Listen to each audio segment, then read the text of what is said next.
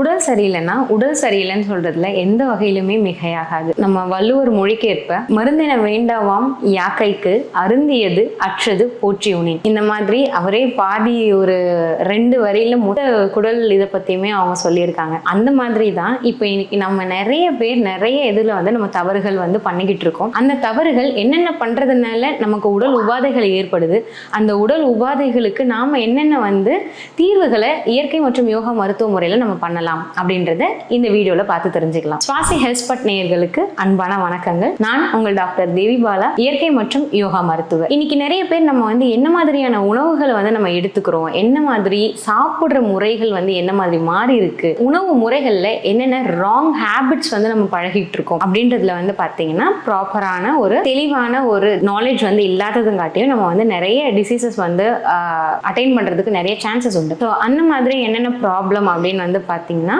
ஜென்ரலா நம்மளுக்கு உணவு முறைகள்ல நம்ம தவறுகள் செய்யறோம். அதாவது எப்படி சாப்பிடுறோன்றதுல இருந்து என்ன சாப்பிடுறோம், என்ன டைம்ல அதை எடுத்துக்கிறோம், அதை எப்படி எடுத்துக்கணும் அப்படின்னு நிறைய முறைகள் உண்டு. ஜென்ரலா ஓவர் ஈட்டிங் அதனாலையும், அப்புறம் டைமிங் நம்ம மாத்தி மாத்தி சாப்பிடுறதுனால, அதுக்கப்புறம் ஸ்ட்ரெஸ் ரொம்ப அதிகமா இருக்கிறதுனால, தூக்கம் குறைவா இருக்கிறதுனால, டீஹைட்ரேஷன் நடக்கிறதுனால, அதுக்கப்புறம் உணவு முறைகள் சில உணவுகளை ஒன்றோட ஒன்று சேர்க்கும் போது அதனால உடல் உபாதைகள் ஏற்படுது. அது எந்த மாதிரியான உணவுகள்னு பார்த்தீங்கன்னா, ஃபார் எக்ஸாம்பிள் இப்போ ஒரு பாலும் அப்புறம் ஒரு லெமனும் சேரும் போதா இருக்கலாம். ஏன் அப்படின்னு பார்த்தீங்கன்னா, இப்போ பாலில் நம்ம ஜென்ரலாக என்ன பண்ணுவோம், பால் காய வைக்கும் போதுமே நம்ம லெமன் எதுக்கு பிழிஞ்சு விடுவோம், ஜென்ரலாக அது திரிஞ்சு கெட்டு போய் நமக்கு ஒரு திரிதல் நடக்குது இல்லைங்களா. அதே மாதிரிதான் உடல்லையும் நம்ம பாலோட சேர்த்து இந்த சிட்ரஸ் ஆசிட் அமிலம் இருக்கக்கூடிய உணவுகள் நம்ம சேர்த்து எடுத்தோம்னா உடல் உபாதைகளை காஸ் பண்ணக்கூடிய வாய்ப்புகள் நிறைய உண்டு. அந்த மாதிரி பார்க்கும்போது என்னென்ன உபாதைகள்லாம் குடல் சார்ந்து இருக்கிறது அப்படின்னு நம்ம பார்க்கலாம். அஜீரண கோளாறு, அதுக்கப்புறம் பார்த்தீங்கன்னா ஏப்பம், ஆசனவாய் வழியா காற்று பிரியறதா இருக்கட்டும், அதுக்கப்புறம் அதே மாதிரி பர்பிங், ஜெனரலா ஏப்போன்னு சொன்னோம் இல்லைங்களா.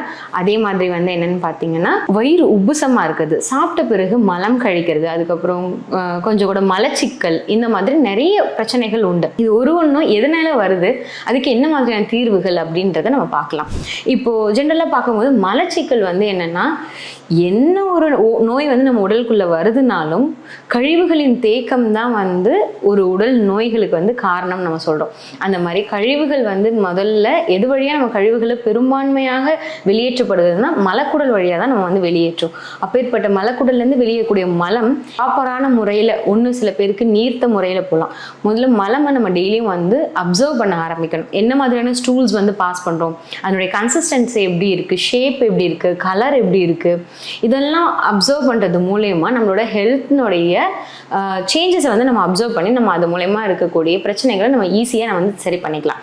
இப்போ அதே பார்த்தீங்கன்னா இன்னும் கூட நமக்கு இன்டைஜஷன், அஜீரண கோளாறுகளாக இருக்கட்டும், வயிறு உபசமாக இருக்கட்டும், நம்ம என்ன பண்ணலாம் அப்படின்னு பார்த்தீங்கன்னா, சாப்பிட்ட பிறகு உங்களுக்கு அப்படியே ரொம்ப நேரம் உணவு சரிக்கிறதுக்கு டைம் எடுக்குது அப்படின்னா, இல்லை சாப்பிட்ட உணவு வயிறுலேயே எனக்கு உப்புசமாக காற்று போல ஃபார்ம் ஆயிடுது அப்படின்றது எதனாலனா, பேசிக்கிட்டே சாப்பிட்றது, ரொம்ப நடுவில் வாயை ரொம்ப திறந்து சாப்பிட்றது, இந்த மாதிரி நிறைய தவறான பழக்கங்கள்னால நமக்கு வரலாம். அது போல் அதுக்கு என்ன மாதிரியான தீர்வு இருக்குது அப்படின்னு பார்த்தீங்கன்னா, நம்மளோட சாப்பிட்டதுக்கு அப்புறம், முக்கியமாக காலை நேரத்தில் சாப்பிட்டதுக்கு அப்புறமா என்ன பண்ணலாம் அப்படின்னு பார்த்தீங்கன்னா, ஒரு 1.5 டம்ளர் நீரில் என்ன பண்ணலாம், சீரகம் கொஞ்சம் நல்லா போட்டு கொதிக்க வச்சு 3/4 டம்ளர் ஆகிற அளவுக்கு அதோட சேர்த்து கல்லுப்பு கொஞ்சம் சேர்த்து நீங்கள் எடுத்துகிட்டு வரும்போது என்ன நடக்கும்னு பார்த்தீங்கன்னா, இந்த அஜீரண கோளாறு உங்களுக்கு கொஞ்சம் கூட நல்லா சரியாக வரும். அதுக்கப்புறம் என்னென்னா, பசியே இல்லை டாக்டர், எனக்கு எப்போவுமே பசி உணர்வே இருக்க மாட்டேங்குது அப்படின்னும் போது காலையில் வெறும் வயிற்றில் நீங்கள் என்ன பண்ணலாம் அப்படின்னு பார்த்தீங்கன்னா,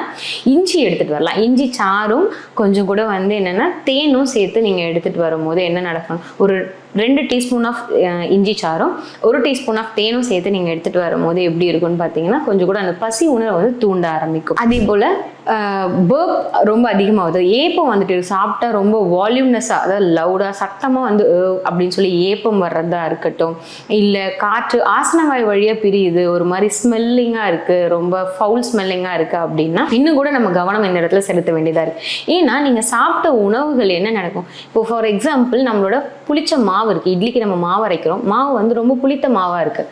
அந்த மாவில் நீங்கள் திருப்பி அதை காலி பண்ணிட்டு நம்ம செலவு செஞ்சுட்டு தானே அடுத்த மாவு அரைப்போம்.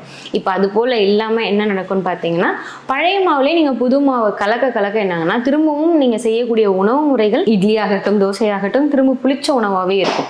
அது மாதிரி உடலில் நீங்கள் ஆல்ரெடி உணவு உண்ணனுடைய ஒரு கழிவு வந்து இன்னும் ப்ராப்பராக வெளியேறாமையோ இல்லை அதுக்கு தேவையான குடல் வந்து உறிஞ்சாமையோ இருந்ததுன்னா பழைய உணவுகளோட தேக்கத்தை வச்சுட்டு இருக்கும்போது அந்த நொதித்தல் தன்மை, அதாவது ஃபர்மெண்டேஷன் சொல்லக்கூடிய ப்ராசஸ் அதிகமாகிட்டே இருக்கும். அப்படி அதிகமாகும் போது என்ன நடக்கும்னு பார்த்தீங்கன்னா, மேலும் மேலும் நம்ம உணவு போடும்போது அதையுமே அது சேர்த்து என்ன ஆகும்னா ஸ்பாயில் பண்ண ஆரம்பிக்கும். நான் ஜென்ரலாக இங்கே பேஷண்ட்ஸ் வரும்போது நான் சொல்லும்போது என்ன சொல்லணும்னா, டாக்டர் இந்த மாதிரி எனக்கு பசிக்கவே மாட்டேங்குது, ஏப்போ வந்துட்டே இருக்கு, இல்லை இந்த மாதிரி இப்படி இருக்குன்னு சொல்லும்போது, ஒன்றும் இல்லைங்க, நீங்கள் ஒரு பால் பாத்திரம் வச்சுருக்கோம், பால் பாத்திரம் வந்து எடுக்கிறோம், அதை ஒழுங்காக ப்ராப்பராக நீங்கள் வாஷ் பண்ணாமே திரும்பவும் மறுநாள் வந்து அடுத்த நாள் பாத்திரத்தில் அதே பாத்திரத்தில் பால் காய வச்சா நம்ம பால் என்ன ஆகும், ஈஸியாக திரிஞ்சு போகும் இல்லைங்களா?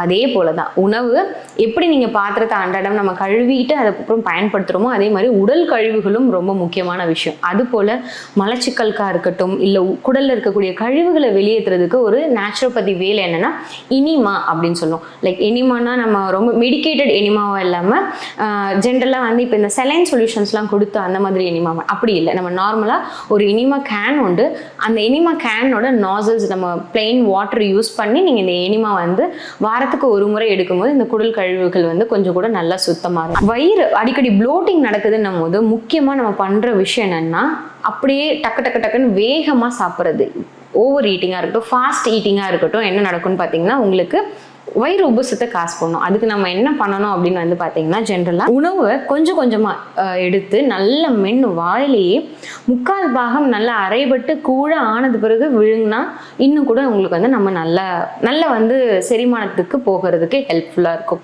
இது ஒரு சின்ன டிப். அதுக்கப்புறம் கான்ஸ்டிபேட்டடாக இருக்குது அப்படின்னா நான் என்ன டாக்டர் பண்ணணும், ரொம்ப நாளாக கான்ஸ்டிபேட்டடாக இருக்குன்னா காலையில் எந்திரிச்சதுமே வார்ம் வாட்டரில் லெமன் கொஞ்சம் பிழிஞ்சு விட்டு அதோடு சேர்ந்து கல் உப்பு சேர்த்து நீங்கள் சாப்பிடும்போது உங்களுக்கு வந்து நல்லா என்னன்னா உடல் வந்து கழிவுகளை வெளியேற்றுறதுக்கு ஒரு விஷயம். ஃபிக்குன்னு சொல்லக்கூடிய அத்தி, உலர் அத்தியை வந்து என்ன பண்ணுவாங்க, நைட்டு போல் ஒன்று ஊற வச்சிருவாங்க, காலையில் எந்திரிச்சு அதை டெய்லி ஒன்று சாப்பிட்டுட்டு வாங்க. இல்லையா நம்மளோட உலர் திராட்சை ஒரு 10 to 15 போல் ஊற வச்சுக்கோங்க. இது என்ன பண்ணோம்னா வெறும் மலம் இலகியா மட்டும் இல்லாமல் உங்களோட ரத்தத்தை சுத்திகரிக்கிற வேலையும் இது அற்புதமாக பண்ணி உங்களுக்கு மலச்சிக்கல்லேருந்து ஒரு பெரும் விடிவே உங்களுக்கு வந்து கொடுக்கும். ஸோ மலச்சிக்கல்லேருந்து நம்ம விடுபட்டோனாலே பாதி கழிவுகள் ஒழுங்காக வெளியேறிட்டே இருக்கும். உங்களை உடலினுடைய அப்சார்ப்ஷன் தன்மை, உறிஞ்சுகள் தன்மையும் நல்லா இருக்கும், நியூட்ரியன்ஸ் ப்ராப்பராக போகும். சில பேர் சொல்லுவாங்க, நான் பால் எடுக்கிறேன், பழம் எடுக்கிறேன், நட்ஸ் எடுக்கிறேன், சீட்ஸ் எடுக்கிறேன், ஆனாலும் எனக்கு ஒன்றுமே வந்து உடம்புல சத்து வந்த மாதிரியோ ஒரு எனர்ஜெட்டிக்காவோ எதுவுமே ஃபீல் ஆகவே இல்லை. காரணம் நம்ம கழிவு வந்து உடல் தேங்கிட்டு இருக்கிறது தான் முக்கியமான காரணமாக இருக்குது. ஸோ இதுக்கு என்ன மாதிரியான நம்ம யோகா முறைகளில் என்ன டாக்டர் வழி இருக்குது, இல்லை மூச்சு பயிற்சி ஏதாவது இருக்குங்களா அப்படின்னு கேட்டால் கண்டிப்பாக இருக்குது. அதுக்கான ஒரு 5 யோகா ஆசனங்கள் தான் நம்ம சொல்ல போகிறோம். என்னென்னு பார்த்தீங்கன்னா அர்த்த மச்சேந்திர ஆசனா, அதுக்கப்புறம் புஜங்காசனா, அதுக்கப்புறம் வக்ராசனா, வஜ்ராசனா, தென் இன்னொரு முக்கியமான ஆசனா என்னன்றது உங்களுக்கு தெரிஞ்சால் கமெண்ட்ல சொல்லுங்க, இல்லாட்டி நான் உங்களுக்கு அப்புறமா சொல்கிறேன். இன்னொன்று வந்து மூச்சு பயிற்சி எப்படி டாக்டர் இதுக்கு உதவும் அப்படின்னு வந்து பார்த்தீங்கன்னா பிராணா வந்து என்னன்னு பார்த்தீங்கன்னா உடல் முழுவதும் பரவி இருக்கக்கூடிய ஒரு வைட்டல் ஃபோர்ஸ், அதாவது ஒரு உயிர் சக்தின்னு சொல்லலாம். இந்த பிராணனோட இம்பேலன்ஸ் கூட நமக்கு சம்டைம்ஸ் என்ன நடக்கும்னு பார்த்தீங்கன்னா ஆசிட் செக்ரேஷன்ஸாக இருக்கட்டும், டைஜஸ்டிவ் ஜூஸஸாக இருக்கட்டும், என்சைம்ஸாக இருக்கட்டும், இதில் வந்துட்டு அதனுடைய செக்ரேஷன்ஸ் தன்மையை வந்து குறைக்கும். அதுக்கு நம்ம பெட்டராக என்ன பண்ணலான்னு பார்த்தீங்கன்னா அனுலோம் விலோம் பிராணாயமா பண்ணலாம்.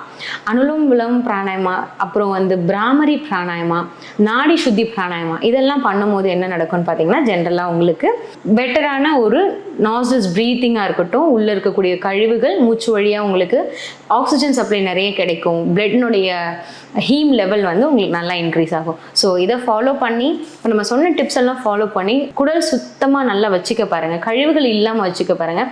ஆட்டோமேட்டிக்காக உங்களுக்கு என்ன நடக்கும்னு பார்த்தீங்கன்னா உடலினுடைய ஆரோக்கியம் வந்து உங்களுக்கு நல்லபடியாக வந்து கிடைக்க ஆரம்பிக்கும். ஸோ குடல் சுத்தத்துடன் உடல் சுத்தத்தோடு நீங்கள் ஆரோக்கியத்தோடு இருக்கணுன்றது நம்மளோட எல்லாருடைய அடிப்படை எண்ணமாக இருக்கும். அதை இந்த டிப்ஸ் மூலயமா ஃபாலோ பண்ணிக்கோங்க. நன்றி, வணக்கம்.